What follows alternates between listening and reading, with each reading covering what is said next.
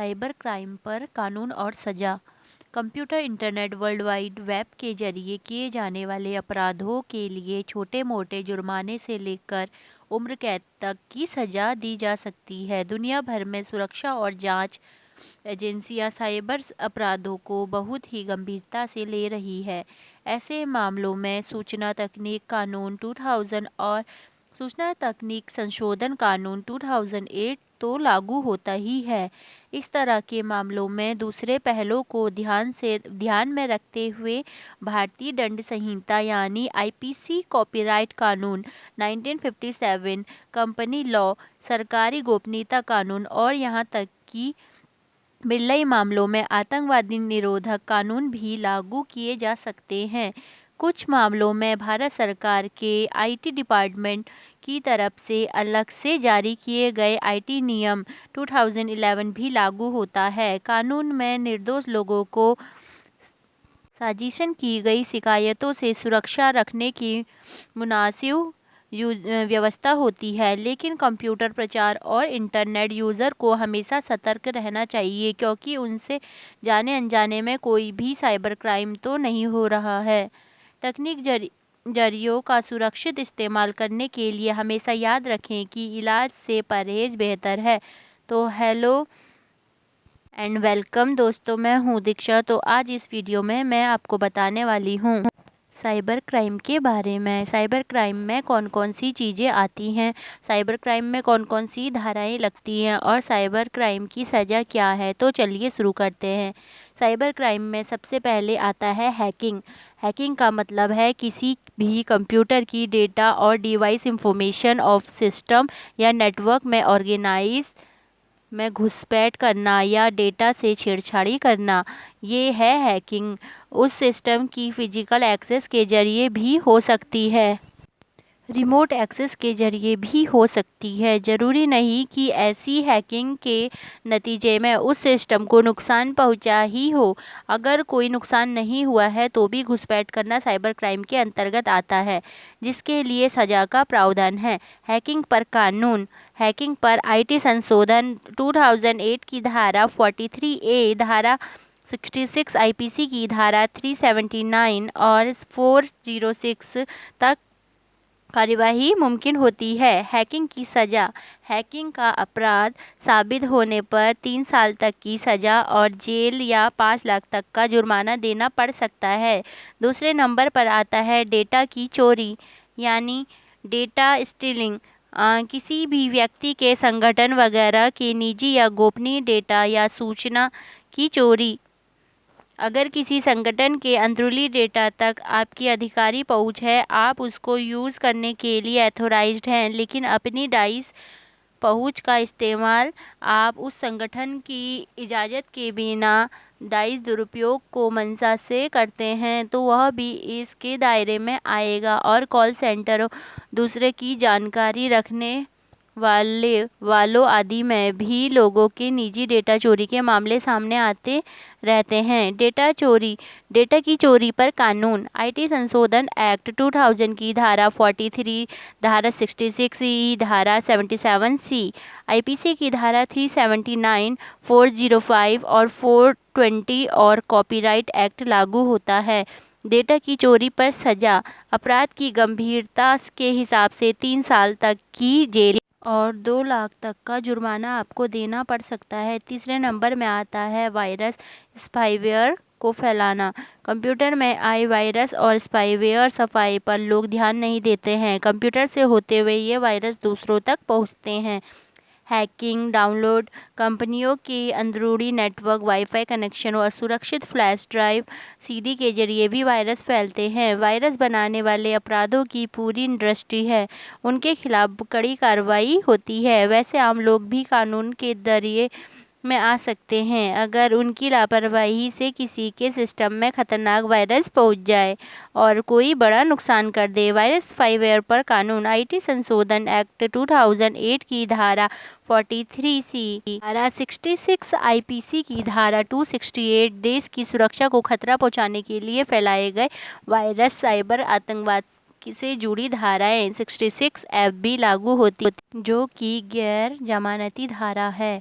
Virus spyware फैलाने पर सजा। साइबर आतंकवाद से जुड़े मामलों में साइबर वॉर और आतंकवाद से जुड़े मामलों में उम्र कैद और दूसरे मामलों में 3 साल तक की सजा या जुर्माना देना पड़ सकता है। उसके बाद आता है पहचान की चोरी। किसी दूसरे शख्स की पहचान की चोरी से जुड़े डेटा, सूचना वगैरह का इस्तेमाल करना। मिसाल के तौर पर कुछ लोग दूसरों के credit card number, Aadhaar number, digital ID card की copy, passport number, e-commerce transaction, electronic copies, signatures वगैरह का इस्तेमाल करते हुए शॉपिंग के जरिए धन की निकासी वगैरह कर लेते हैं। अब कोई और शख्स होने का आभास देते हुए कोई अपराध करते हैं या डेटा फ़ायदा उठाते हैं तो आइडेंटिटी पहचान की चोरी के दायरे में आता है। पहचान की चोरी पर कानून। आईटी संशोधन एक्ट 2008 की धारा 43, 66C, आईपीसी की धारा 19 का इस्तेमाल मुमकिन है। पहचान की चोरी पर सजा 3 साल तक की जेल या 1 लाख तक की जुर्माना आपको देना पड़ सकता है। एक आता है ईमेल स्पूफिंग और फ्रॉड। किसी दूसरे के समक्ष के ईमेल पते का इस्तेमाल करते हुए गलत मकसद से दूसरे को ईमेल भेजने के तहत में आता है बैंकिंग, फिशिंग, स्पैमिंग और वायरस साइबर फैलाने के लिए इस तरह के फ्रॉड का इस्तेमाल ज़्यादा किया जाता है। इनका मकसद ईमेल बनाने वाले को धोखा देकर उसकी गोपनीय जानकारियाँ हासिल करना। ऐसी जानकारियाँ बैंक खाता number, credit card number, e-commerce site का पासवर्ड वगैरह आते हैं। इस ईमेल स्पूफिंग और फ्रॉड पर कानून। आईटी संशोधन कानून 2000 की धारा 77B, आईटी संशोधन कानून 2008 की धारा 66D, आईपीसी की धारा 417, 419, 420 और 465। ईमेल स्पूफिंग और फ्रॉड पर कानून 3 साल तक की सज़ा और जेल दोनों, जुर्माना दोनों हो सकते हैं। एक आता है पोर्नोग्राफी। पोर्नोग्राफी के जरिए फ़ोटोज़, वीडियोज़, टेक्स्ट, ऑडियो और सामग्री आती हैं जिसके प्राकृतिक यौन हो और यो कृतियों या नंगेपन पर आधारित हो। ऐसी सामग्री को इलेक्ट्रॉनिक माध्यम से दूसरों तक पहुंचाते हैं, जैसे कि यूट्यूब पर या अपलोड कर दिया, फेसबुक पर अपलोड कर दिया या व्हाट्सएप पर डाल दिया या किसी की मर्जी के खिलाफ अश्लील संदेश भेजना, तो वो भी इस दायरे में आता है। इसके कुछ अपवाद हैं। पोर्नोग्राफी प्रकाशित करना और इलेक्ट्रॉनिक के जरिए दूसरों तक पहुंचाना अवैध है, लेकिन उसे देखना, पढ़ना या सुनना अवैध नहीं है। लेकिन चाइल्ड पोर्नोग्राफी देखना भी अवैध है। कला, साहित्य, शिक्षा, विज्ञान और धर्म आदि से जुड़े काम के लिए जनहित में जारी की उचित सामग्री अवैध नहीं मानी जाएगी। पोर्नोग्राफी पर कानून। आईटी संशोधन कानून 2008 की धारा 66A, आईपीसी की धारा 292, 293, 294, 500, 506 और 509। पोर्नोग्राफी की सज़ा उम्र की गंभीरता के लिहाज से पहली गलती पर 5 साल तक की सज़ा और जेल या 10 लाख तक का जुर्माना और दूसरी बार की गलती पर करीबन जेल की सज़ा 7 साल तक की हो सकती है। एक आता है चाइल्ड पोर्नोग्राफी। चाइल्ड पोर्नोग्राफी भी साइबर क्राइम में आता है। ऐसे मामलों में कानून और भी ज़्यादा कड़ा हो जाता है। बच्चों को सेक्सुअल एक्ट में या नंगेपन दिखाते हुए वो इलेक्ट्रॉनिक फॉर्मेट प्रकाशित करना या भेजना। इससे भी आगे बढ़कर कानून कहता है कि जो लोग बच्चों से जुड़ी अश्लील सामग्री तैयार करते हैं, इकट्ठी करते हैं, ढूंढते हैं, देखते हैं, डाउनलोड करते हैं, विज्ञापन देते हैं, प्रमोट करते हैं, दूसरे के साथ लेन देन करते हैं या बांटते हैं, ये भी गैरकानूनी है। बच्चों को बहला फुसलाकर ऑनलाइन संबंधों के लिए तैयार करना, फिर उनके साथ यौन संबंध बनाना या बच्चों से जुड़ी वीडियो को रिकॉर्ड करना, एमएमएस बनाना, दूसरों को भेजना आदि भी इसके तहत आते हैं। यहाँ बच्चों के मतलब 18 साल से कम के लोगों में आता है। अगर 17 या कम उम्र का बच्चा है तो भी यही बच्चा ही माना जाएगा। चाइल्ड पोर्नोग्राफी पर कानून। आईटी संशोधन एक्ट 2009 की धारा 66 बी, आईपीसी की धाराएं 292, 293, 294, 500, 506 और 509 चाइल्ड पोर्नोग्राफी पर सजा। पहली गलती पर जेल या 10 लाख रुपए तक का जुर्माना और दूसरे अपराध पर 7 साल तक की जेल या 10 लाख रुपए तक का जुर्माना हो सकता है।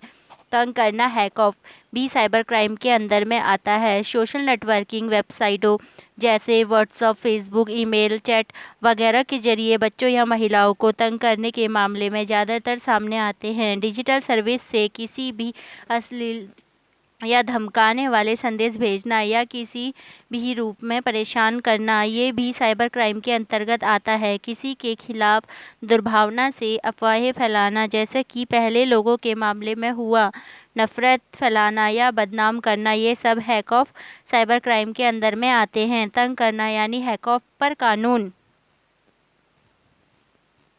आईटी संशोधन एक्ट 2009 की धारा 66 ए, तंग करने की सज़ा 3 साल तक की सज़ा या जुर्माना।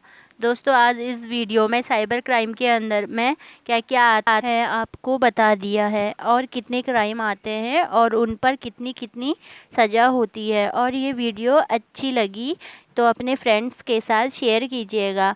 और अभी तक हमारा चैनल आपने सब्सक्राइब नहीं किया है